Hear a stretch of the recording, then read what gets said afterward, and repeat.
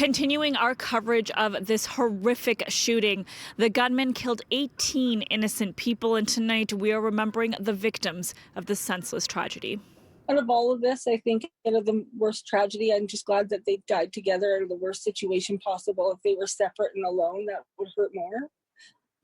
And I feel for the other families. I'm really trying to work through that because there's 19 people, including my sister, my niece, and my brother-in-law.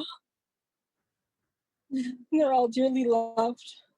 An Alberta woman shares her unbearable grief after losing 3 of her family members in what has become the deadliest mass shooting in Canadian history. I just want their voices to be heard. I don't want them to be forgotten in all this. Jolene Oliver, Emily Tuck, and Aaron Tuck were found dead in their home yesterday. We called all day yesterday trying to reach out to her to see if she was okay. And we checked with police and stuff. They wouldn't give us any information until after supper last night. It was the sad reality for so many families, friends, and community members last night who now have to cope with losing a loved one, a grief complicated by a global pandemic. Among the dead, 2 healthcare workers. Heather O'Brien was a licensed practical nurse, wife, mother, and grandmother. KRISTEN BEATON was a continuing care assistant and a young wife and mother. Their employer describes them as caring and compassionate members of the team, writing, "All our frontline care providers are heroes. Yesterday, 2 of those heroes were taken from their families. We mourn their loss." Lisa McCulley, an elementary school teacher, also killed. Nova Scotia Teachers Union writing she was a passionate teacher and a shining love in the lives of her family. Sean McLeod and ALANNA Jenkins were correctional officers. Gina Goulet, a 54-year-old who battled cancer twice before her life was taken Sunday, according to her daughter. Jamie and Greg BLAIR, a married couple who were business owners.